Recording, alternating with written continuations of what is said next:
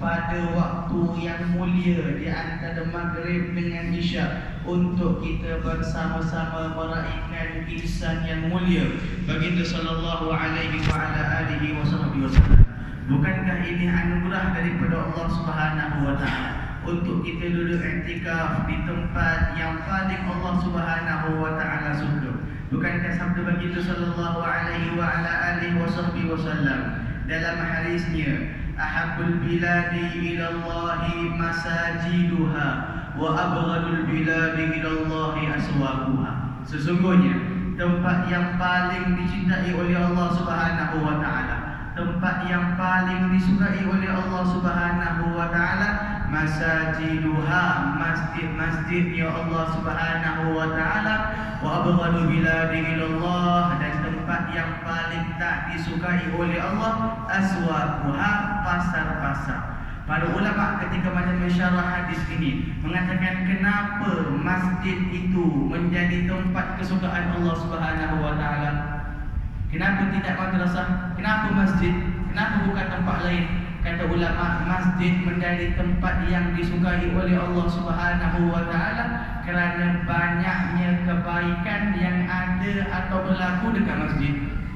Dalam masjid adanya solat jemaah, dalam masjid adanya baca Al-Quran, dalam masjid adanya membaca zikir, dalam masjid adanya melakukan majlis ilmu. Di mana tempat yang banyak ada kebaikan, tempat tersebut disukai oleh Allah dan masjid-masjid penuh dengan kebaikan.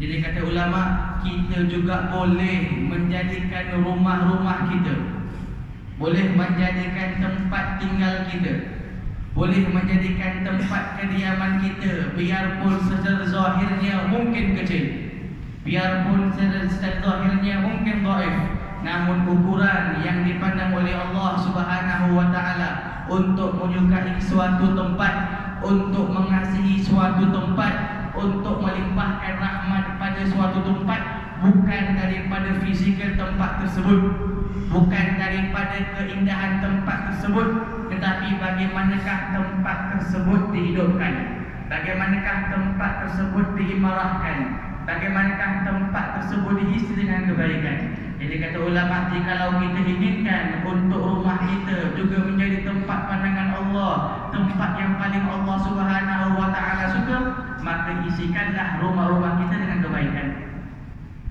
Sekurang-kurangnya kata ulama, kalau kita tak mampu, sibuk dengan bekerja dan sebagainya, gunakan waktu di antara Maghrib dengan Isya sekurang-kurangnya untuk kebaikan. Jangan kita membuka televisyen di antara Maghrib dengan Isya. Jadikan di antara Maghrib dengan Isya tempat atau waktu anak-anak kita belajar Al-Quran. Kalau tidak pun sekurang-kurangnya baca Yasin, kalau tidak pun sekurang-kurangnya berzikir. Yang penting mengisikan waktu di antara Maghrib dengan Isya dengan kebaikan. Barang siapa yang mampu untuk melazimi akan perkara tersebut, insya-Allah rumahnya menjadi tempat pandangan Allah. Pilihan di tangan kita, hadirin hadirat yang dirahmati oleh Allah sekalian, untuk menjadikan rumah kita tempat pandangan Allah atau menjadikan rumah kita tempat yang tidak disukai oleh Allah. Apabila kita memperbanyakkan melakukan kemungkaran, memperbanyakkan melakukan kelalaian, memperbanyak melakukan perkara-perkara yang Allah Subhanahu wa taala tidak suka. Alhamdulillah, moga-moga Allah Subhanahu wa taala seperti mana kita mengimarahkan masjid pada waktu ini, Allah mengimarahkan juga rumah kita dan menjadikan rahsia kehadiran kita dekat masjid pada hari ini bersambung ketika mana kita pulang nanti di rumah kita, insya-Allah. Jadi alhamdulillah, hadirin hadirat yang saya hormati sekalian, hari ini kita berkumpul untuk meraihkan baginda sallallahu alaihi wasallam.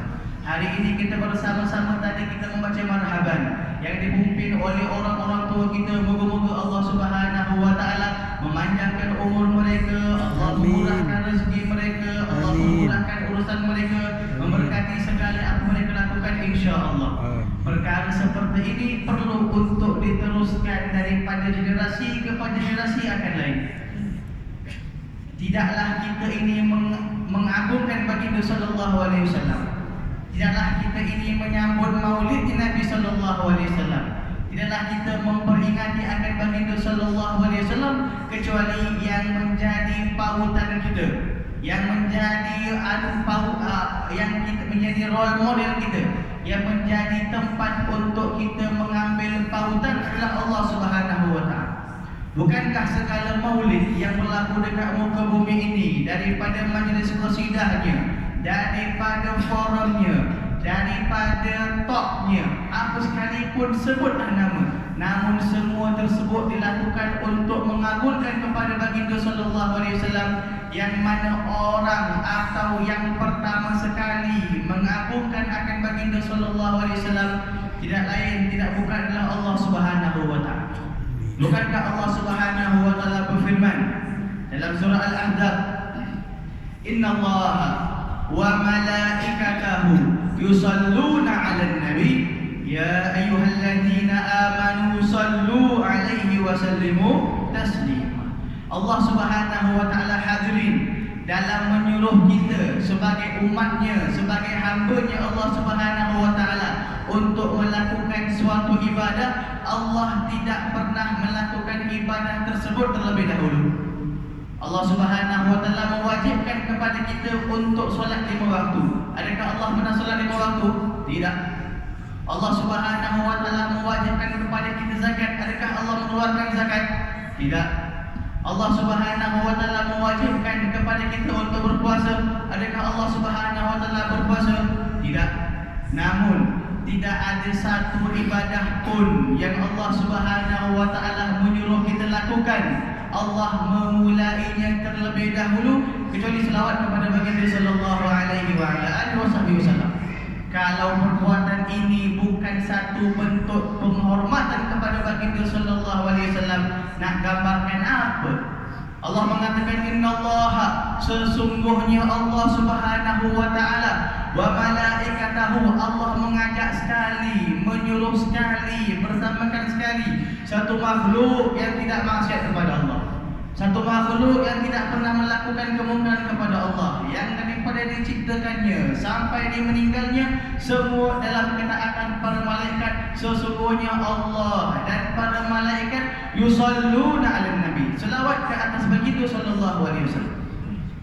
Kemudian Allah ingin untuk kita mendapat keberkatan tersebut. Allah ingin untuk kita tertolong sekali mendapat kenikmatan tersebut, mendapat kemuliaan tersebut. Ya ayyuhalladzina amanu, wahai orang-orang yang beriman.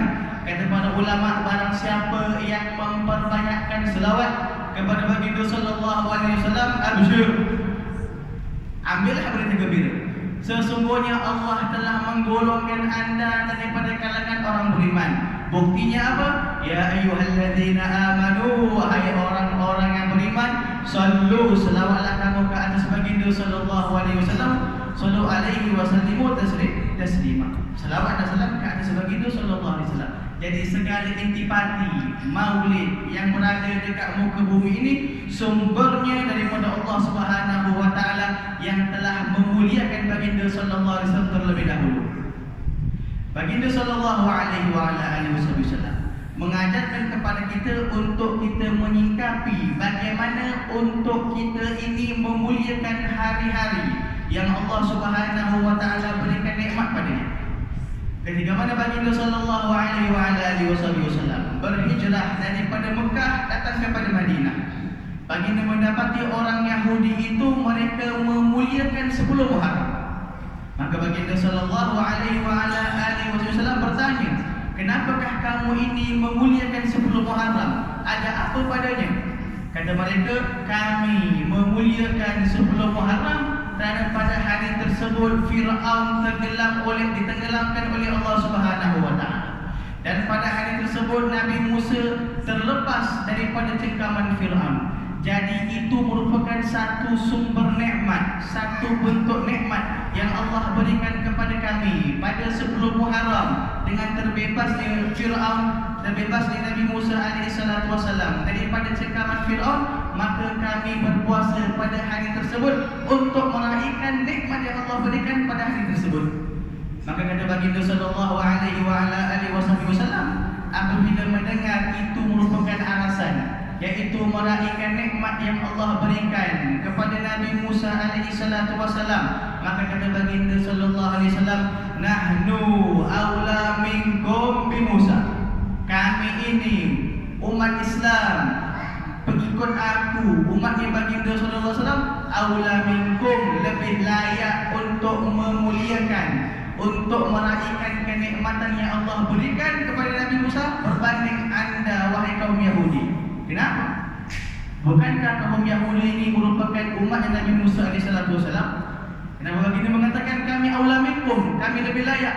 Kerana orang Yahudi ini, mereka itu hanya kononnya atau berpura-pura mengikut syariat Nabi Musa alaihi salatu wasalam, pada hakikatnya tidak mengikut kecuali apa yang disukai oleh mereka. Buktinya apa? Kalaulah mereka benar-benar mengikut kepada Nabi Musa alaihi salatu wasalam, mengikut kepada kitab Taurat, mereka pasti akan beriman kepada baginda sallallahu alaihi wasallam. Apa sebabnya?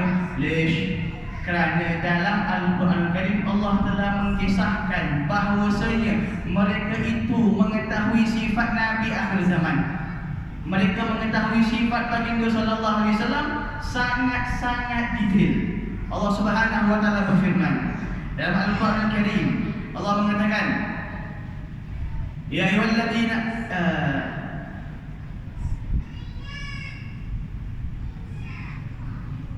alladzina atainahumul kitaba ya'rifunahu kama ya'rifuna abna'ahum. Sesungguhnya mereka-mereka yang kami telah berikan kitab kepada mereka, Bani Israel, daripada pengikut Nabi Musa dan juga Nabi Isa, ya'rifunahu, mereka itu kenal akan baginda sallallahu alaihi wasallam kama ya'rifuna abna'ahum, seperti mereka itu kenal akan anak-anak mereka. Hari ini hadirin hadirat, seorang ibu, seorang ayah kalau mendapat anak kembar sekalipun, dia boleh beza ini A, ini B. Kerana siapa? Itu anaknya. Daripada sikapnya, daripada perbuatannya, daripada muka rautnya, boleh mengetahui. Allah mensifatkan mereka kaum Yahudi dan Nasrani, mereka mengenali akan baginda sallallahu alaihi wasallam kama ya'rifuna abna'ahum wa inna fariqan minhum la yaktubuna al-haqqa wa hum ya'lamun. Namun ada sebahagian daripada mereka menyembunyikan kebenaran dan mereka mengetahui bahawasanya perbuatan tersebut adalah tidak benar dan mereka mengetahui akan yang sebenarnya. Jadi kata baginda sallallahu alaihi wasallam, kamu ini mendakwa sahaja beriman kepada Nabi Musa, akan tapi kamu tidak sebenar-benarnya beriman kepada Nabi Musa. Kami ini biarpun umat Nabi Muhammad sallallahu alaihi wasallam, kami membenarkan apa yang dibawa oleh Nabi Musa alaihi salatu wasallam, maka kami layak, lebih layak untuk menyanjungi Nabi Musa dan kami layak untuk meraihkan nikmat yang Allah berikan kepadanya. Maka Nabi sallallahu alaihi wasallam pun menyuruh para sahabat untuk berpuasa pada 10 Muharram. Malah itu antara puasa-puasa yang boleh dikategorikan dilazimkan sebelum turunnya puasa di bulan Ramadan. Kenapa baginda berpuasa? Meraihkan nikmat. Kenapa baginda berpuasa? Meraihkan anugerah Allah berikan terlepasnya Nabi Musa alaihissalam daripada cengkaman Fir'aun. Nikmat mana lagi besar? Terlepasnya Nabi Musa alaihissalam daripada cengkaman Fir'aun atau nikmatnya baginda sallallahu alaihi wasallam? Nikmatnya baginda sallallahu alaihi wasallam, seorang insan yang lahir di muka bumi ini dengan sebabnya Mekah menjadi mukarramah, dengan sebabnya yang dulu Madinah digelar sebagai Yathrib, tempat orang takut pergi, banyak penyakit. Hijrah baginda kepada Madinah bertukar dari Yathrib kepada Madinah Al-Munawwarah. Dengan sebabnya baginda sallallahu alaihi wasallam. Azan dulu.